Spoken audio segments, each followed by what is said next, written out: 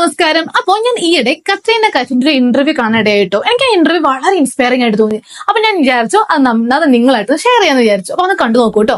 That if someone is criticizing you, I'll put extra work in that department if I feel that criticism is warranted. I'll put extra work and I won't take that criticism to my heart and hold it against you.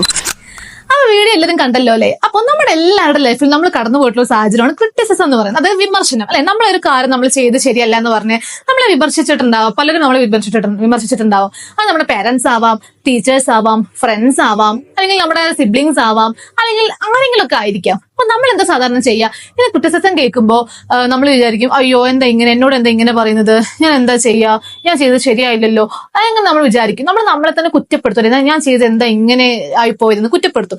അല്ലെങ്കിൽ നമ്മൾ എന്ത് ചെയ്യും? നമ്മൾ പറഞ്ഞ ആൾക്കാരെ മെക്കെട്ട് കയറും. അതായത് നിങ്ങൾക്ക് പറയേണ്ട ആവശ്യം എന്താ, നിങ്ങൾ എന്താ എന്നെ പറ്റി ഇങ്ങനെ പറഞ്ഞത്, നമ്മൾ അവരോട് കയറും. പക്ഷെ നിങ്ങൾ കാര്യം ചിന്തിക്കുക, ഒരാൾ നമ്മൾ ക്രിട്ടിസൈസ് ചെയ്യുമ്പോൾ നമ്മൾ ചിന്തിക്കേണ്ട ഒരു കാര്യം എന്താ അറിയോ? നമ്മൾ പോലും അറിയാത്തൊരു കാര്യം നമുക്ക് വേറെ പറഞ്ഞു തരികയാണ്. അപ്പൊ അതിൽ കഴമ്പുണ്ടെന്ന് തോന്നുകയാണെങ്കിൽ നമ്മൾ എന്താ ചെയ്യേണ്ടത്? ഒരു മാറ്റം വരുത്താൻ നമ്മൾ ശ്രമിക്കുക അല്ലെ.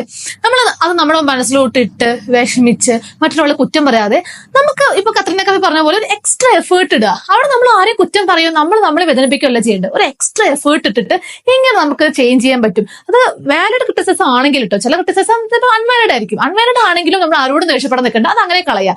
വാലിഡ് ക്രിറ്റിസിസം ആണെങ്കിൽ ഒരിക്കലും നമ്മളെ കുറ്റപ്പെടുത്തരുത്. അതിന് പുറമെ നമ്മൾ ആ ഒരു കാര്യം നമ്മൾ സോൾവ് ചെയ്യാൻ വേണ്ടി ശ്രമിക്കുക. അപ്പൊ നമ്മുടെ ജീവിതം ഉണ്ടല്ലോ ബ്യൂട്ടിഫുൾ ആയിരിക്കും. എന്റെ ലൈഫിൽ എനിക്ക് ഇതുപോലെ ഒരുപാട് ക്രിറ്റിസിസം കേട്ടിട്ടുണ്ട്. അത് കറക്റ്റ് ആണ് കേട്ടോ. ഞാൻ ലൈഫിൽ കുറെ ഒരു അലക്ഷ്യമായി പെരുമാറുന്ന ആളെ തന്നെയായിരുന്നു. അപ്പൊ എന്റെ അച്ഛനും അമ്മയും എല്ലാവരോടൊന്നും ക്രിറ്റിസിസം കേൾക്കാറുണ്ട്.